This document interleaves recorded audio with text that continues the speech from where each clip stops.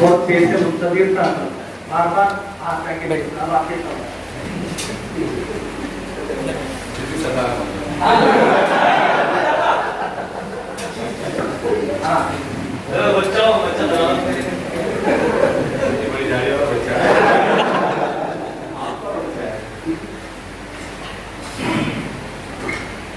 الحمد لله رب العالمين والصلاة والسلام على سيد المرسلين وعلى آله وصحبه أجمعين.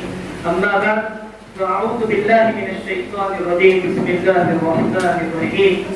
ومن يطع الله والرسول فأولئك مع الذين أنعم الله عليهم من النبيين والصديقين والشهداء والصالحين وحسن أولئك رفيقا.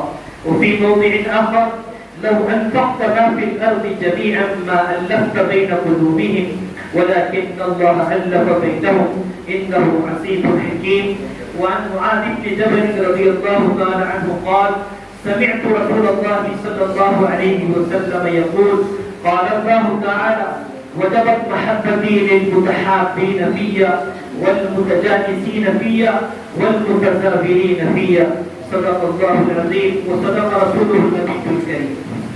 قابل صدر احترام صدر محترم سرمائے تعمیر ملت میر کارواں گلشن حاضر کے روح روا حضرت رئیس جامعہ دینی و عصری علوم کا حسین امتزاج مرکزی اسلامی دانشگاہ جامعہ افضل کنواں کے مبیر تعلیمات خانوادہ وسطانوی کے حقیقی ترجمان جانشین رئیس جامعہ حضرت ناصر صاحب اور برسوں کی تمنائیں دین کو حقیقت کا جامع پہچانے کے لیے دور دراز مقامات سے تشریف لائے ہوئے 2010 کے فارغین اور فضلاء جامعہ السلام علیکم ورحمۃ اللہ وبرکاتہ.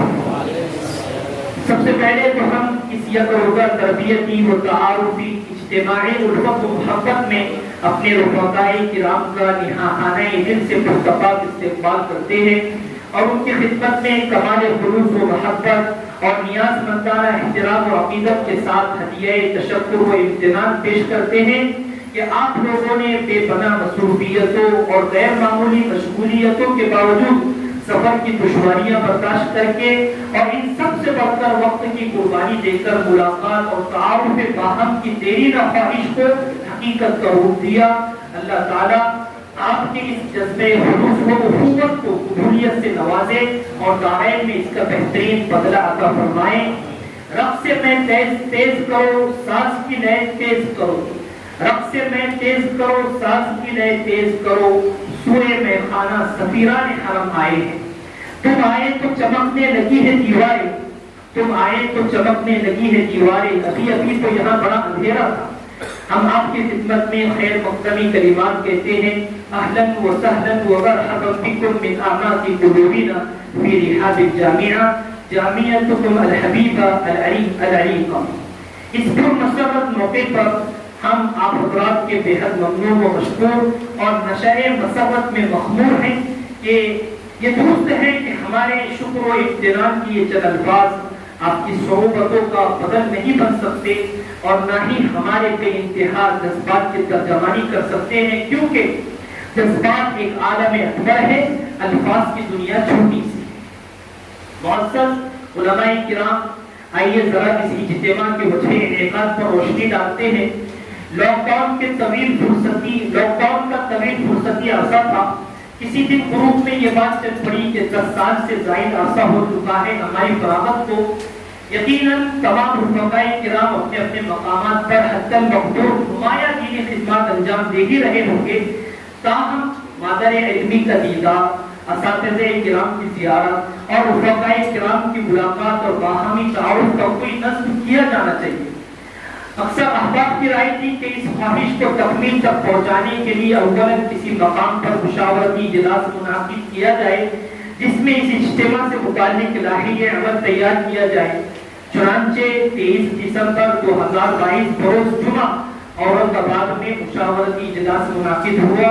اس میں الحمدللہ رفقا کی بڑی تعداد نے شرکت کی اور پر اتفاق کی رائے یہ طے پایا کہ یہ اجتماع شوال کے ابتدائی ایام میں منعقد کیا جائے جس میں تعلیم کی ابتدائی مراحل میں ہوتی ہے اور نصاب و تدریسی ذمہ داریاں اساتذہ کرام سے قلت وقت کی شاکی بھی نہیں ہوتی، اور اس طرح 5 ماہ کا طویل عرصہ درد و کرب انتظار میں گزرا اور یہ وقت ملاقات عام پہنچا۔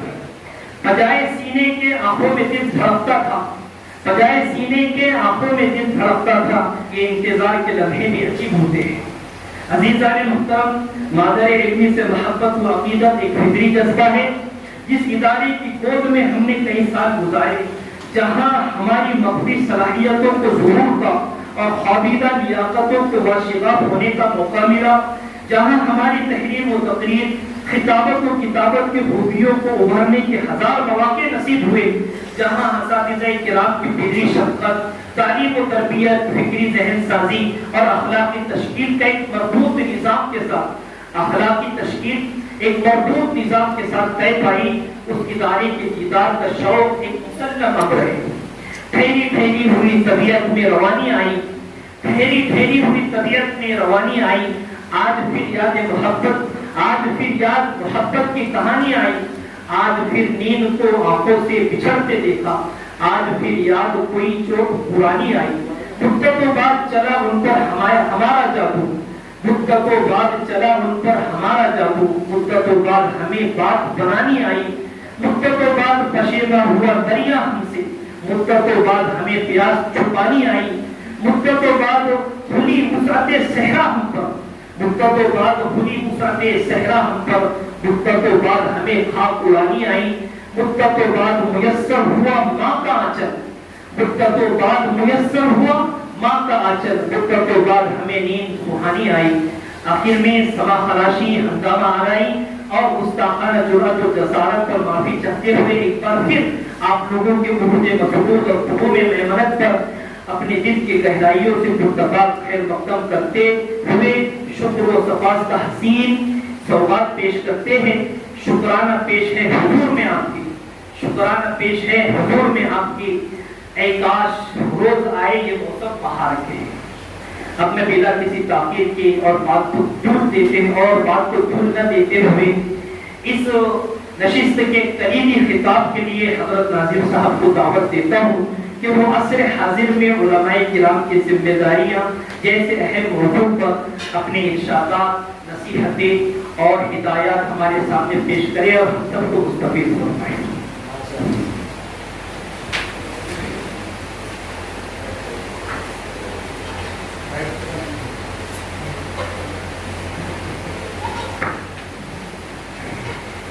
بسم اللہ الرحمن الرحیم، الحمد للہ رب العالمین والعاقبۃ للمتقین والصلاة والسلام علی سید الانبیاء والمرسلین سیدنا وحبیبنا وحبیب رب العالمین محمد وعلی آلہ واصحابہ ومن اهتدى بهدیہ الی یوم الدین۔ قال الله تبارك وتعالى في كتابه المجيد والفرقان الحميد، أعوذ بالله من الشيطان الرجيم، بسم الله الرحمن الرحيم، لعلك باخع نفسك على آثارهم إن لم يؤمنوا بهذا الحديث أسفا۔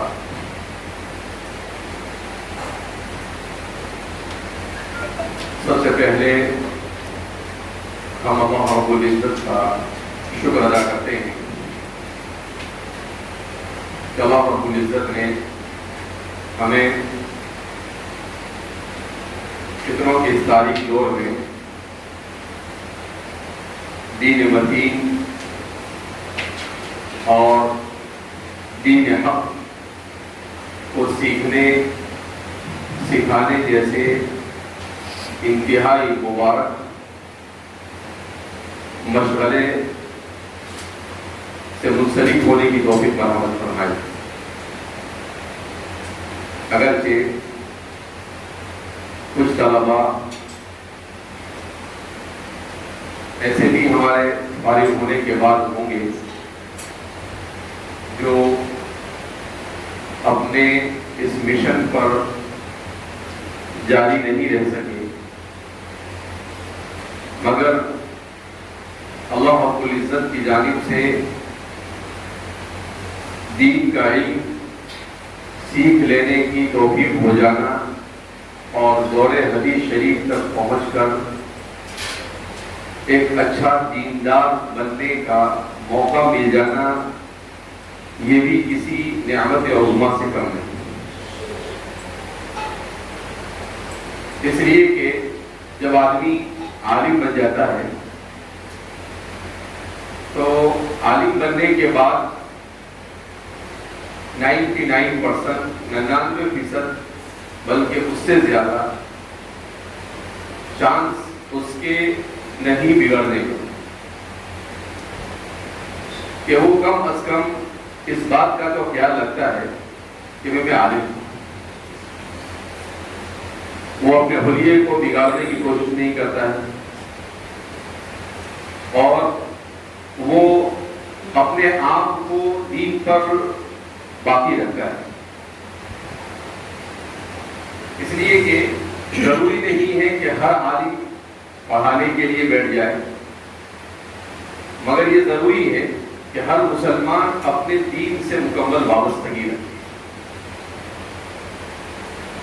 علم دین کے سیکھنے کے بعد اگر دین کی خدمت کا موقع ملتا ہے تو نور علی نور، اور اگر موقع نہیں بھی ملتا ہے تب بھی اللہ نے یہ توفیق دے دی کہ فتنوں کے اس دور میں انسان کم از کم استقامت کے ساتھ اپنے دین پر باقی رہے، اپنی اولاد کی اسلامی تربیت اپنے گھر میں کرے اور اپنے گھر کے باشندوں کو دین سے وابستہ رکھے۔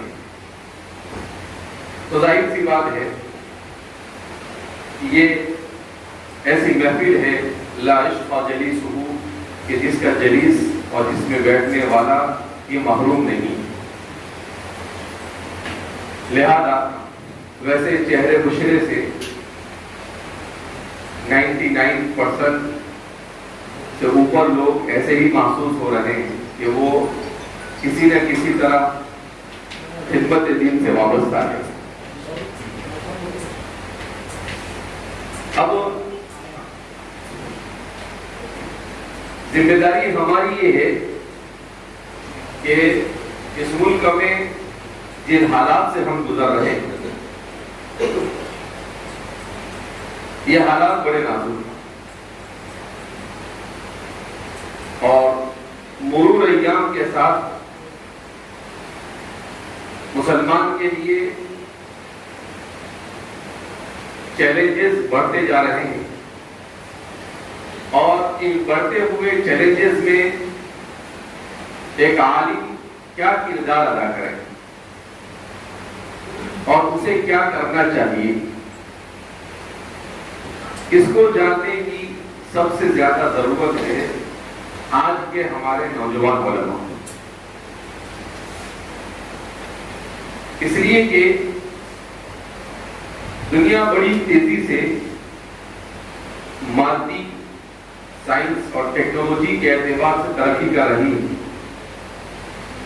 اور یہ ترقی انسان کے ذہن و دماغ پر، انسان کے اخلاق پر، انسان کے عقیدے پر، انسان کے نظریے پر، انسان کے اقوال پر، انسان کے رہن سہن پر اور ہر چیز پر متاثر ہو رہی ہے۔ ایسے حالات میں ایک عالم کیسے رہے اور وراثت انبیاء کے فریضے کو کیسے انجام دے،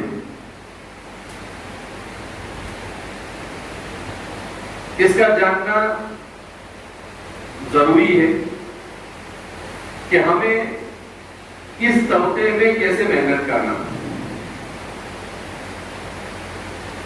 ہمارے سامنے ایک تو وہ طبقہ ہے جن کو نوجوان کہا جاتا ہے، جو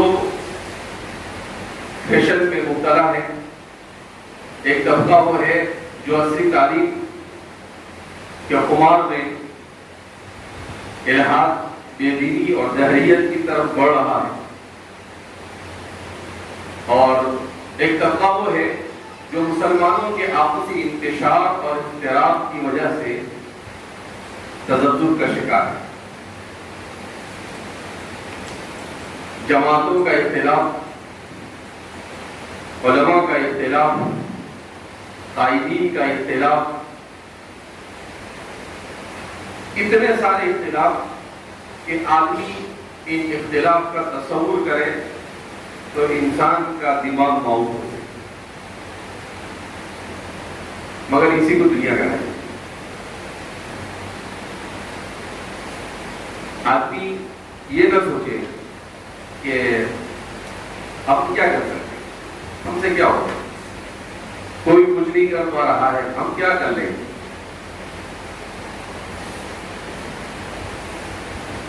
اگر ایک آدمی کھڑا ہو جائے تو وہ بہت کچھ کر سکتا ہے۔ کسی اچھے یا برے اختلاف کے لیے ہمیشہ منظم جد و جہد کا ہونا ضروری نہیں ہوتا ہے۔ کبھی ایک آدمی بھی معاشرے میں کیا سے کیا کر دکھاتا ہے۔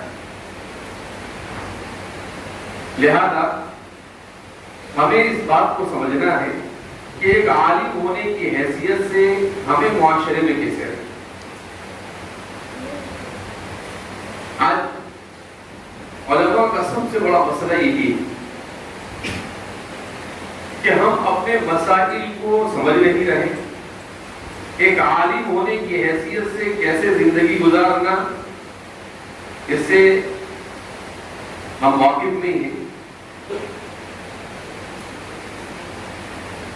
تو ایک عالم ہونے کی حیثیت سے سب سے پہلی ہماری ذمہ داری یہ آتی ہے کہ اللہ نے عالم بنایا تو ہم اپنے آپ کو کس طرح سے دین کے لیے مخلص بنائیں۔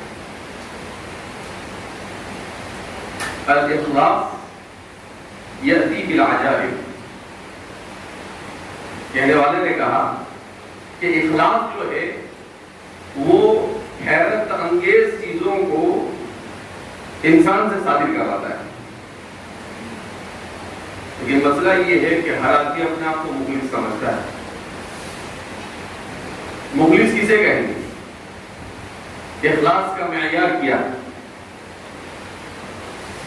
کیونکہ کوئی آدمی بھی ایسا نہیں کہے گا کہ میں مخلص نہیں ہوں، وہ تو ایسے ہی سمجھے گا کہ میرے سے بڑا مخلص تو شاید ہی کچھ زمانے میں کوئی ہو۔ تو اخلاص کا معیار کیا ہے کہ انسان اگر کسی کام کو انجام دیتا ہے صرف اس مقصد اور اس ارادے سے کہ اللہ راضی ہو جائے، نہ شہرت مقصود ہو، نہ دنیا مقصود ہو، نہ منصب مقصود ہو، تو اسے کہا جاتا ہے اخلاص۔ اب آدمی اپنا جائزہ لے کہ میں اپنے کام میں کتنا مخلص۔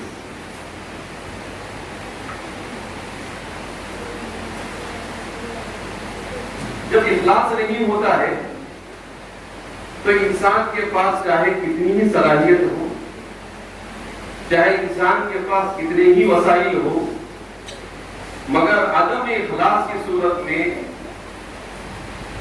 اسے عارضی کامیابی تو اور عارضی طور پر مقبولیت تو شاید مل جائے، مگر دائمی کامیابی، اس کے مشن میں کامیابی اور آخرت کی کامیابی نہیں۔ والمخلصون علی خطر عظیم۔ تو اس لیے سب سے بڑا فقدان اس وقت قائدین امت، علماء اور ذمہ داران میں جو ہے وہ یہ ہے کہ ہم اپنے کام میں مخلص ہیں۔ ہم تقریر بھی کرتے ہیں تو یہ سوچتے ہیں کہ لوگ واہ واہ کر دیں، ہماری تقریر یوٹیوب پر اپلوڈ ہو جائے اور 25-50 ہزار لوگ اسے کیا کر دیں گے، دیکھ لیں، اتنے سبسکرائب ہو جائے، اتنے ویورز ہو جائے، تو ہم میں اور دوسرے لوگوں میں کیا فرق ہے کہ وہ بھی ویورز اور سبسکرائب کے لیے پیچھے دوڑ رہے ہیں اور ہم بھی اسی دوڑ میں لگے ہوئے ہیں، بلکہ ہم زیادہ خطرناک ہیں وہ تو دنیا ہی کے لیے ہے تو کر رہے ہیں، ہم دین کے نام پر اگر کر رہے ہیں تو ظاہر سی بات ہے یہ تو اور زیادہ کرنا ہے۔ اور پھر نیچے کامنٹ اگر پڑھ لے گا آدمی کہ حضرت ماشاءاللہ آپ نے تو ایسی بات کہی کہ پہاڑ بھی بگڑ جائے، تو پھر تو پوچھنا ہی کیا، حضرت تو بالکل عرش معلیٰ میں پہنچ جاتا ہے۔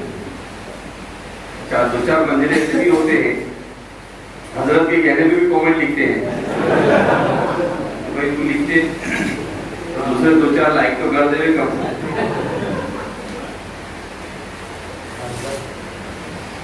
تو یہ بڑا عجیب، اور ہر آدمی اٹھا بیٹھا یوٹیوب چینل بنا رہے ہیں، کیا ضرورت ہے؟ ہم عالم کو عالم کی حیثیت سے رہنا چاہیے۔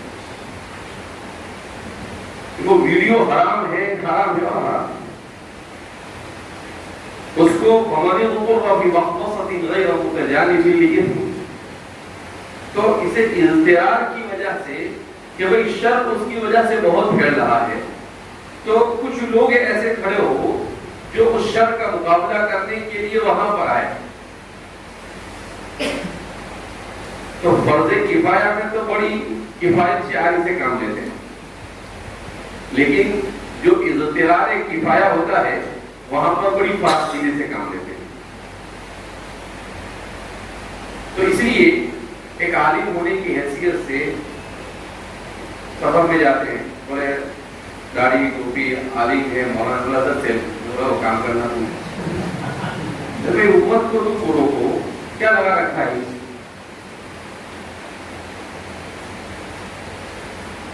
تو اچھا، بعض لوگ ایسے بھی ہوتے ہیں، ہمیں بولتے ہیں کہ آپ عالم ہیں، آپ سے بھی لینے کی بات کرتے ہیں، تو وہ نظر چلتا ہے، ارے ایسے کیسے چلتا ہے؟ نہیں کہتا نہیں، بھائی آپ عام آدمی ہے، جاہل ہے، وہ کرے تو ایک الگ بات ہے، عام اور خاص میں کوئی فرق بھی تو ہونا چاہیے۔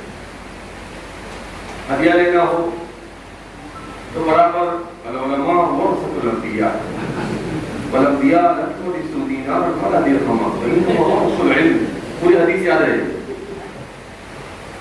لیکن جہاں پر سیرت انبیاء پر عمل کرنا ہو تو پھر العلماء ورثۃ الانبیاء بھول جاتے ہیں، اور جس امت میں علماء صحیح راہ پر نہیں، وہ امت کبھی بھی اسلامی نقطۂ نظر سے ترقی نہیں کرتا۔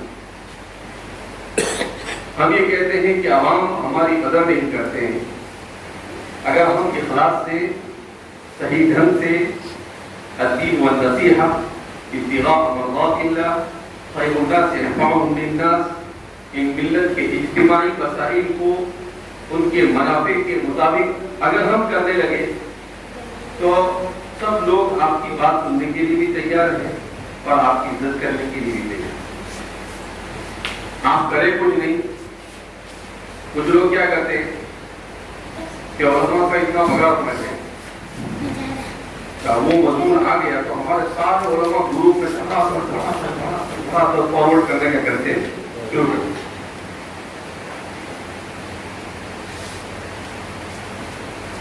اب ظاہر سی بات ہے، ہر مدرسے کی، ہر مکتب کی اور ہر جگہ کی سچویشن ایک جیسی نہیں ہوتی،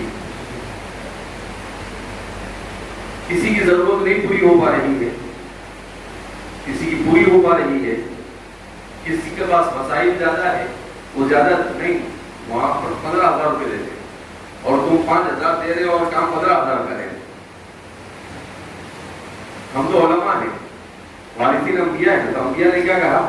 لا اسألکم علیہ اجرا ان اجری الا علی اللہ۔ یہ آتے رہتے، اللہ نے کتنی مرتبہ انبیاء کی زبانی قرآن میں کہہ رہا، اللہ کو معلوم تھا کہ 14ویں 15ویں صدی میں بھاری بھاری ہستیاں آنے والی ہیں، تو كذب قوم نوح المرسلين إذ قال لهم أخوهم نوح ألا تتقون إني لكم رسول أمين فاتقوا الله وأطيعون وما أسألكم عليه أجرا إن أجري إلا على الله۔ ابھی رکوع ختم نہیں ہوا پھر آئے کذبت ثمود المرسلین كذبت عاد بالمرسلين إذ قال لهم أخوهم هود ألا تتقون إني لكم رسول أمين فاتقوا الله وأطيعون وما أسألكم عليه. ابھی رکوع ختم نہیں ہوا پھر آئے كذبت ثمود المرسلين إذ قال لهم أخوهم صالح ألا تتقون إني لكم رسول أمين فاتقوا الله وأطيعون وما أسألكم عليه من أجر. كذبت قوم لوط المرسلين إذ قال لهم أخوهم لوط ألا تتقون إني لكم رسول أمين فاتقوا الله وأطيعون وما أسألكم عليه من أجر.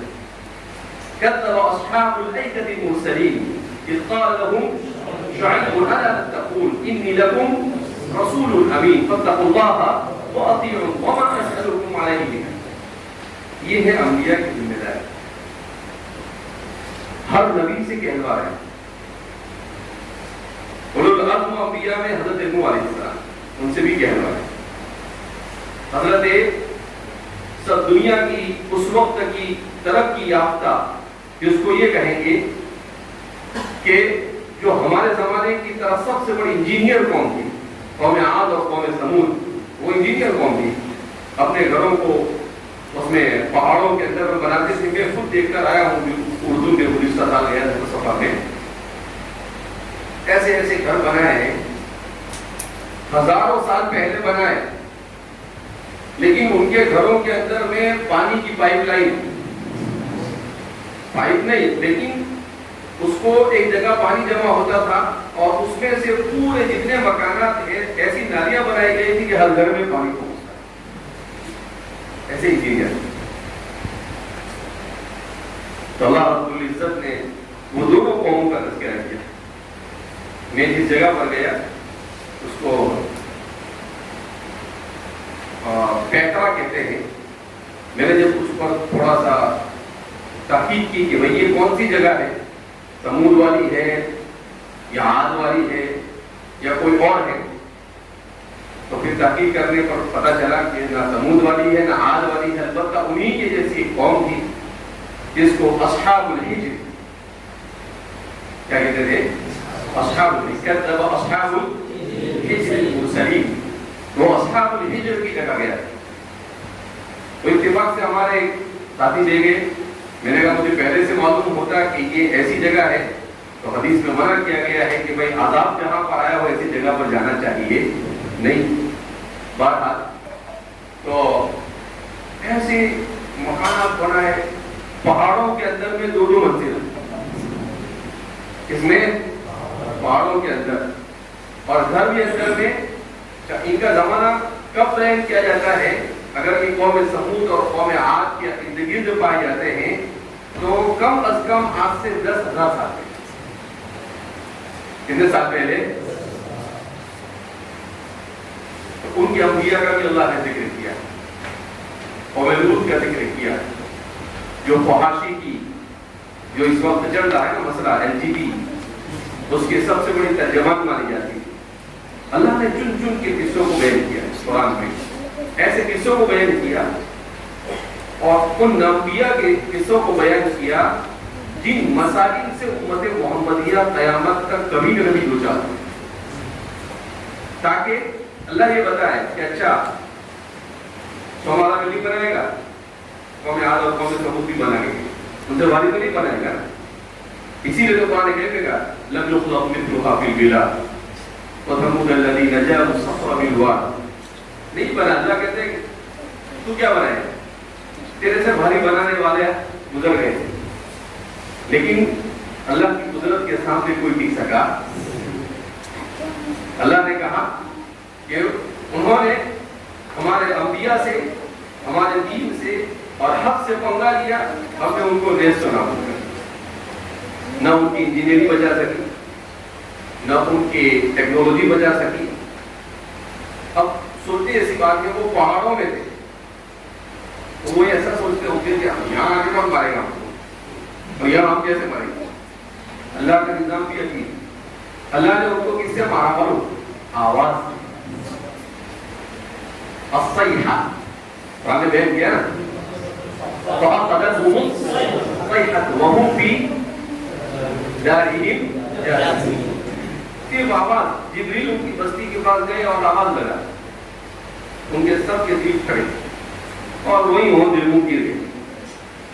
تو اللہ جو جتنا بڑا ہوتا تھا اس کو اللہ اسی انداز میں عذاب دیتے تھے کہ حضرت کی شان نشان یہ جیسے فرعون نے کہا انا ربکم اللہ نے اس کو سیدھا کہاں پہنچا دیا, سمندر کے پانی کے اندر میں اس کو پہنچا دیا اور یہ جا کے اچھا بہت اعلیٰ بستی نہ کون جا سکتا یہ اللہ کا نظام. قرآن اللہ کی عجیب کتاب, مگر آج ہمارے علماء قرآن کی طرف توجہ نہیں, ہم کو ٹائم نہیں, حضرت ٹائم نہیں ملتا ہے. ایسا لگتا ہے کہ جیسے 24 گھنٹے حضرت پورے مشغول ہو, نہ سونے کا ٹائم, ہر چیز کا ٹائم ہے, مگر ہم کو قرآن کو پڑھنے کا وقت نہیں, قرآن کو سمجھنے کا وقت نہیں. 8 10 سال ہم پڑھ کر گئے, اگر ہم قرآن کریم کی تلاوت نہیں کر سکتے, اگر ہم قرآن کو پڑھ نہیں سکتے ہیں, تو ہمارا یہ 12-15 سال پڑھا ہوا کس کام؟ ہمارا تو کام یہ تھا کہ ہم امت کو قرآن سے جوڑتے. ابھی ہمارے جماعت کے احباب کے اختلاف ہوا اور کل جامعہ میں کچھ فضل آئے تھے, انہوں نے بتایا کہ اس کا بڑا ہی بھیانک اثر ہمارے علاقے میں. میں نے کہا کیا ہوا؟ کہا ایک تو جماعت کا کام 50% سے زیادہ بند ہو گیا, ختم ہو گیا. جو لوگ جڑے تھے اختلاف کی وجہ سے ٹوٹ گئے, نہ ادھر نہ ادھر. اس کا موقع اٹھایا دوسرے لوگ, پڑھا لکھا طبقہ تھا تو بولے حضرت غیر مقلدیت کی طرف مائل, جماعت اسلامی کی طرف مائل. میں نے کہا یہ اس لیے کہ ہمارے علماء نے منتخب احادیث اور فضائل اعمال کے چکر میں امت کو کبھی درس قرآن اور درس حدیث دیا ہی نہیں. تو انہوں نے کہا یہ اچھا موقع ہے کہ یہ اس کی وجہ سے لڑ رہے ہیں, آؤ نا بھائی قرآن کی طرف, ہم تم کو قرآن پڑھاتے ہیں. تو ظاہر سی بات ہے مسلمان ہے اور قرآن کی طرف کیوں ہی جائے گا, اور پڑھا لکھا ہے تو سیدھے سیدھے چلا جائے. اب اس کو کیا معلوم کہ یہاں کیا غلط ہے کیا صحیح ہے. تو یہ ہم نے موقع فراہم کیا. ہمارا کام یہ کہ مسجد درس قرآن کا انتظام کریں. اور اردو کی کتنی تفسیریں لکھی ہمارے علماء نے, کتنی شاندار تفسیریں لکھی, اور اب تو تفسیر خریدنے کی بھی ضرورت نہیں. ابھی ایک اپلیکیشن آیا ہے مجموعہ تفاسیر, ایسا اس کا کچھ نام ہے, اس میں ساری اردو کے اندر میں تفاسیر کیا ہے موجود, تقریباً 15-10 جلد سے لے کر 20-25 جلد والی تفسیریں, 25-30 تفسیر اس پر موجود. لیکن تو ہی نہ چاہے تو بہانے ہزار. لہذا امت کو قرآن سے جوڑنے کی فکر کریں. قرآن سے جب مربوط ہوں گے تو آپ کو خود بھی فائدہ ہوگا اور امت کو بھی فائدہ ہوگا. رسول اللہ صلی اللہ علیہ وسلم سے لے کر آج تک امت کے لیے جتنے بھی باطل النفس علی آثارہم لوگ پیدا ہوئے, درد رکھنے والے لوگ پیدا ہوئے, ہر ایک نے ہر زمانے میں ایک ہی بات کی, امت کو قرآن سے جوڑا. کس سے جوڑا جائے؟ قرآن سے جوڑا. ابھی یہاں حیات الصحابہ کی تعلیم میں جھگڑے, منتخب احادیث میں جھگڑے, فضائل اعمال میں جھگڑے. یعنی جہالت ایسی کہ ایک جگہ پر اختلاف ہوا رمضان میں, تو فضائل اعمال کی تعلیم نماز وقت پہلے وہ تفسیر نہیں, تو وہ عالم نے کہا کہ کوئی بات نہیں, ٹھیک ہے فضائل اعمال کی تعلیم کے بعد تفسیر, تو اس کو آدھا گھنٹہ لگتا ہے, بولے آدھے گھنٹے کے بعد بارہ کیسا کر کے اس کو بند کرا دیا, اور پھر بولے وہ واٹس ایپ پہ میسج الحمدللہ ہم نے تفسیر بند کر. کیا بولے؟ الحمدللہ ہم نے تفسیر. کیوں رہے, کسی مفتی صاحب سے پوچھو بھئی اللہ کے قرآن کو سمجھنے سمجھانے کو آپ مقام شکر سے تعبیر کر رہے ہیں. یہ کون سا مقام شکر ہے؟ یعنی قرآن سے دور کرنا کوئی اچھا کام ہوا؟ تو اس لیے امت کو قرآن سے جوڑنے کی. کل ہی میں ایک کتاب پڑھ رہا تھا. کتاب میں بڑا اچھا لکھا تھا کہ حدیث پاک میں نبی کریم صلی اللہ علیہ وسلم نے ارشاد فرمایا ان احب الاعمال الى الله ادوما وان قل. مسلم شریف کی روایت. اس کی اشارہ کرتے ہوئے لکھا کہ انسان اگر چھوٹے چھوٹے عمل کا روزانہ اپنے آپ کو عادی بنائے تو انسان آخرت میں کتنا بڑا ذخیرہ کر سکتا ہے. انہوں نے 2 مثال دی تھی. میں نے اس کا فوراً ترجمہ کیا اور یہ ہمارے بورڈ پہ مولوی جاوید پورنیہ لکھتے ہیں. ان کو میں نے بھیجا, میں نے کہا اس کو بورڈ پہ لکھتے ہیں. انہوں نے لکھا کہ اگر روزانہ آپ 5 صفحے قرآن تفکر اور تدبر کے ساتھ نہ سمجھ میں آئے تو تفسیر کی طرف رجوع کرتے ہوئے پڑھتے ہیں تو 4 مہینے میں پورا قرآن آپ غور کے ساتھ پڑھتے ہیں. کتنے مہینے میں؟ 4 مہینے. اب آدمی گھنٹوں موبائل پر نکال جائے. اگر آدمی آدھا پون گھنٹہ اس کے لیے نکال دے اور 4 مہینے میں اگر وہ پورا قرآن ترجمہ اور تفسیر کے ساتھ پڑھے اور سال میں 3 مرتبہ اس کا قرآن تفکر کا تدبر سے ختم ہو جائے تو وہ رمضان میں کتنی بہترین تفسیر کر سکتا ہے. پھر انہوں نے لکھا کہ ہم لوگ اشارہ نہیں پڑھتے کہ روزانہ زیادہ نہیں صرف 2 رکعت شرافی پڑھے تو 365 کو ڈبل کرو, کتنے ہو گئے؟ 730. کیا آپ سال بھر میں 730 رکعت پڑھ سکتے؟ کہتے تہجد کی 2 ملاؤ, میں نے اس کے ساتھ ایڈ کیا تو کتنی ہو گئی؟ 1460. اوابین کو ملاؤ تو 2190, یعنی 2200 رکعت. 2 رکعت پڑھا ہے. کتنا ٹائم لگتا ہے اس میں؟ 5 منٹ زیادہ سے زیادہ اگر اچھے سے پڑھے. اور سپر فاسٹ والا ہے 2 منٹ. جیسے کسی نے کہا 2 منٹ لگتی ہے. تو امت کو اس طرح سے دین سمجھا رہی ہے. وہ کیوں دین سے قریب ہو؟ آپ اس کو اس انداز میں دین اس کے سامنے رکھیے. ہم مشکل کر کے پیش کرتے ہیں. تو جب مشکل کر کے پیش کریں گے تو ظاہر سی بات ہے وہ امت مولانا صاحب تو ہر چیز حرام ہی ہے. ایسا نہیں ہوتا ہے. اس کا مطلب یہ بھی نہیں کہ سب حلال کہنا شروع کر دیں. ان کو بتائیں کہ بھائی یہ چیز اگر شریعت نے حرام کی ہے تو حرام کے پیچھے یہ حکمت ہے اور اس چیز کو اگر اس طرح سے کیا جائے تو یہ حلال ہو جاتی ہے. اس کا شرعی متبادل بتانا ضروری ہے. لہذا امت کو اپنے سے قریب کرنے کے لیے اپنے آپ کو قرآن سے قریب کرو تو امت کو بھی قرآن سے آپ قریب کرنے میں کامیاب ہوں گے. اور جب آپ امت کو قرآن سے قریب کرنے میں کامیاب ہوں گے تو امت کسی سلسلے میں اٹھا رہا ہے. امت کو حدیث سے قریب کرو. اشارہ ان کا شمار آیا رمضان سے پہلے تو اس میں بھی ادارے لکھ رہا. ادارے کے دوران ایک تو مضمون گزرے عربی میں تو میں نے اس کا ترجمہ اس میں لیا ہے کہ جب دشمن اسلام نے دیکھا یہود و نصارا نے بد کثیر من اہل الکتاب لو یردونکم فی بعد ایمانکم کفارا کہ یہ لوگ اب دین کی طرف آ رہے ہیں امت. تو کہاں انہوں نے اس امت کو ضلالت اور گمراہی کی طرف لے جانے کا طریقہ بدل دیا. کہا وہ کیسے؟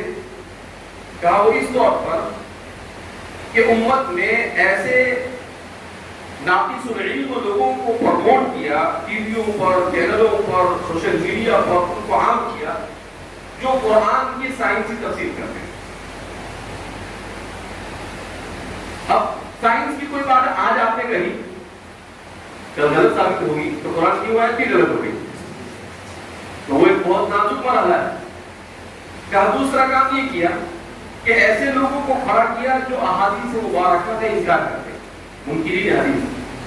بابا صاحب کتنی اچھی بات کہہ رہے ہیں کہ داڑھی مونڈے صاحب وہ چلا, ابھی بھی چل رہا ہے. میں نے جب تحقیق کی کہ کون صاحب ہے تو پتا چلا کہ یہ تو منکر حدیث کے سرگنا غلام محمد پرویز ہے.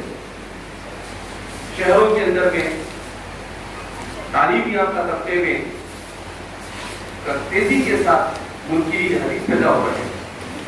تو ہم جب قرآن اور حدیث سے نہیں جوڑیں گے تو ایسے لوگ آئیں گے اور ظاہر سی بات ہے وہ آ کر اپنا کام انجام دیں گے. اس لیے ہمیں مؤثر انداز میں درس قرآن, درس حدیث, امت کو اخلاقیات کی تعلیم, امت کو یہ بتانے کی ضرورت ہے کہ لڑکیوں کو پڑھاؤ, مگر ایسا پڑھانا کس کام کا کہ جہاں پر ہماری بچی اپنا ایمان ہی ظاہر کرے, ایمان سے معلوم ہوتا ہے. ٹھیک ہے نا, اگر وہ ڈاکٹر نہیں بنے گی, انجینئر نہیں بنے گی تو کوئی اتنا فرق نہیں پڑنے والا ہے.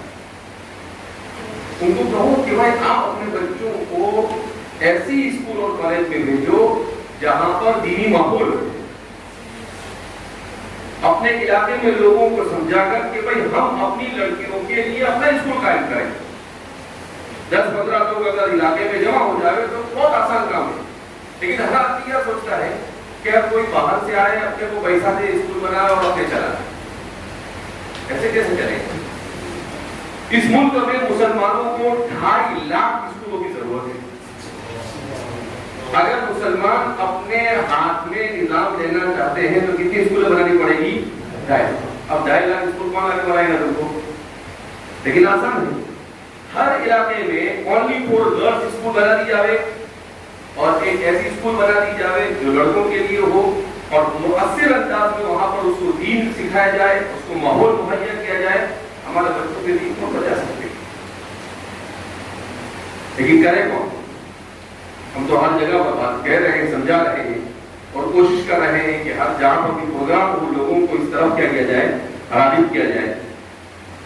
تو دین سے دوری دنیا کی وجوہات جو ہے, وجوہات میں قرآن اور حدیث سے دور ہونا کوشش کی جائے کہ امت کو قرآن اور حدیث سے قریب کیا جائے, اپنے اخلاق کو سنوارا جائے. اگر علماء اپنے اخلاق کو سنوارتے ہیں, صبر سے, تحمل سے, اردواری سے کام لیتے ہیں تو بہت سارے مسائل کیا ہو جاتے ہیں, حل ہو جاتے ہیں. بڑی سوچ سمجھ کر کبھی بھی کسی سے منسلک ہونے سے پہلے, کوئی بات زبان سے کہنے سے پہلے, کوئی کام کرنے سے پہلے سوچ کر کرے کہ میرے اس کام سے دین اور ایمان اور مسلمان کو فائدہ یا نقصان ہو رہا ہے کیا ہو. سوچے سمجھے کچھ پڑھو جائے تم بھی بولو بھائی آپ کون ہیں, کس جگہ پر کیا بولنا, کس طریقے سے بولنا. بعض لوگ میں تو حق بولتا ہوں چاہے وہ بھی ہو جائے. حق کو بھی دھرم سے بولنا پڑتا ہے. اگر آپ نے کوئی ایسی بات کی تھی کہ کوئی منکر سے روکا ہے لیکن آپ نے اس انداز میں بولا کہ 10 لوگ اس کے مخالف ہو گئے تو آپ کے وہ مخالف کیوں ہوئے؟ آپ کے انداز کی, آپ کے اسلوب کی وجہ سے. تو ان سب نزاکتوں کو جاننا ضروری ہے. اسی لیے اخیر میں ایک بات کہہ کر میں اپنی بات کو ختم کرتا ہوں کہ شیخ الاسلام فقیر اللہ حضرت مولانا تقی عثمانی صاحب کہتے ہیں کہ ہمارے علماء کو قرآن اور حدیث کی طرف توجہ دینے کے ساتھ ساتھ ہمارے ماضی قریب کے مجدد حکیم الامت حضرت تھانوی رحمۃ اللہ علیہ کے خطبات اور ملفوظات کو زیر مطالعہ کریں. کچھ نہیں تو روزانہ 1-2 صفحے اس میں سے مطالعہ کریں. کیوں کہ وہ ہمارے ماضی قریب کے ابھی گزرے ہیں 60-70 سال ہوئے. تو ظاہر سی بات ہے کہ بہت سارے وہ مسائل جن سے ہم دو چار ہیں وہ بھی دو چار تھے, تو انہوں نے اس مسائل کا زمانے کے اعتبار سے حل پیش کیا. تو ہم اسی روشنی میں اپنے آپ کو امت کے لیے کام کا بنائیں. اسی طرح شیخ الاسلام حضرت مولانا تقی صاحب کی کتابوں کا مطالعہ کریں. بہرحال امت میں عقیدے اور فکر کے اعتبار سے بڑی محنت کی ضرورت ہے. آپ حضرات جمع ہوئے. میں نے مولوی اعجاز سے کہا, میں نے کہا کہ بھائی یہ شروع سال میں اتنے ہنگامے کے زمانے میں تم نے کہاں جمع کر دیا, بڑا دیر سے جمع کرتے, لیکن بہرحال آ گئے تو ظاہر سی بات ہے آپ یہاں آئے تو ہم کو بھی کام چھوڑ کے آنا ہی پڑے گا. تو آپ آئے, یہاں آئے ہیں تو جو آپ کے سامنے باتیں پیش کی جائے اس کو اچھی طرح سے دل کے کان سے سن کر اس پر عمل کرنے کی نیت کے ساتھ اگر جاتے ہیں تو آپ کا آنا وصول ہے. اور اگر آئے گئے تو نشستن خوردن برخاستن یہ تو روزانہ ہوتا ہے, آج بھی ہو گیا تو اس کا کوئی مطلب نہیں. بہرحال میرے کھڑے ہو کر بات اس لیے کی تاکہ جلدی ختم ہو جائے, مگر بولنے کی بیماری ہے, آدمی جب زیادہ پڑھتا ہے تو زیادہ بولتا ہے, اس لیے آپ حضرات کو بھی مطالعے کا عادی ہونا چاہیے. میں صحیح کہتا ہوں, کوئی چیز میں دیکھ کر نہیں آیا. میں نے کہا کہ بھائی 5-10 منٹ جو ہی بولنا بول کے آ جاؤ, اس لیے کہ مجھے سبق پڑھانا ہے, تو مجھے میرا سبق پڑھانے کا ٹینشن ہے. لیکن راستہ بکا ہے, جو پڑھا ہوا ہوتا ہے وہ آدمی کو جہاں جس موقع پر جہاں کھڑا کرتا تو وہاں پر وہ اس کے اعتبار سے سامنے والے میں کوئی طلب ہے, اپنے دل و دماغ میں کچھ ہے تو اللہ زبان سے گر رہا ہے. اس لیے مطالعے کا عادی ہونا چاہیے. مطالعے کا وقت ہمارے پاس نہیں ہے, موبائل کے لیے ہوتا ہے, تیری میری کرنے کے لیے ہوتا ہے. تو اس لیے مطالعے کا عادی ہونا چاہیے.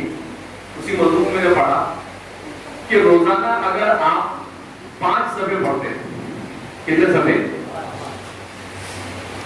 تو ایک مہینے میں آپ کے کتنے صفحے ہو جاتے ہیں, 150.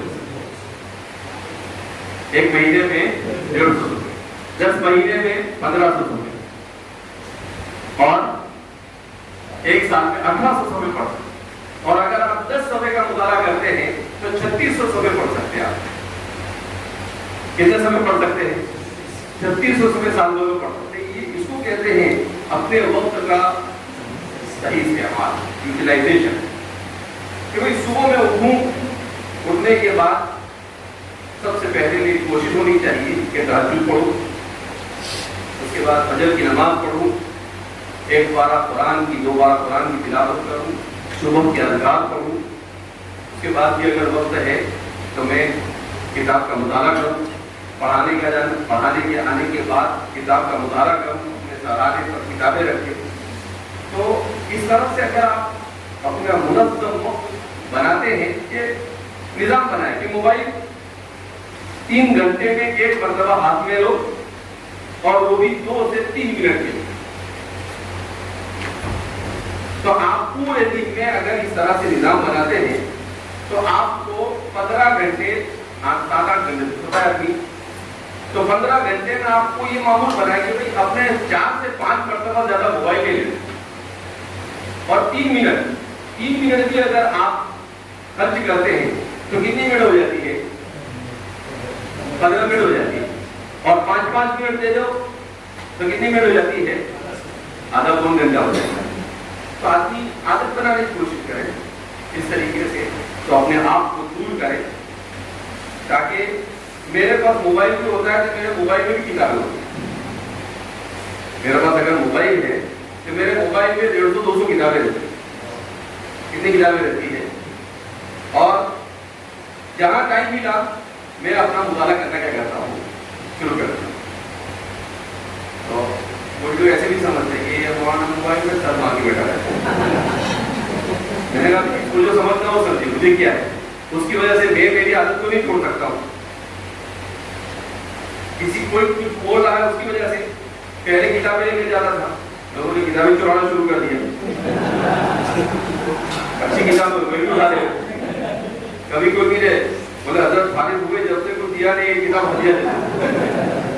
تو پھر میں کیا کرتا ہوں, مجھے جس کتاب کے مطالعے کا شوق ہوتا ہے اس کو تلاش کر کے ڈاؤن لوڈ کرتا ہوں. مجھے بھائی یہ میرے پاس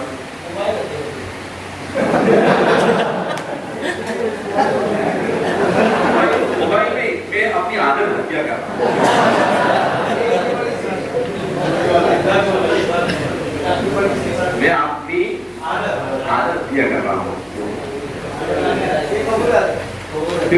موبائل اتنے ساروں کو دینے جاؤں تو میرے کو ایپل کی کمپنی کھولنی پڑے. میں نے آپ کو بتایا کہ بھئی یہ آپ اپنی کتاب اچھی کتابیں ڈاؤن لوڈ کریں, اس کو اپنے موبائل میں رکھیں. اگر نہیں چھوٹتا ہے کچھ تو اس میں کتاب پڑھا. بہرحال بہت کام کرنے کے ہیں, بہت مواقع ہیں اپنی آخرت بنانے کے, اللہ نے مواقع نصیب فرمائے ہیں. اللہ رب العزت ہم سب کو اخلاص اور الہیت کے ساتھ امت کی ضرورت کے مطابق کام کرنے کی توفیق مرحمت فرمائے, دین پر استقامت نصیب فرمائے, اور اللہ ہر قسم کے شکر و فطر سے ہماری مدد فرمائے. اللہ کہتے ہیں سننے زیادہ عمل کی توفیق مرحمت فرمائے. باقی دعوان الحمدللہ رب العالمین.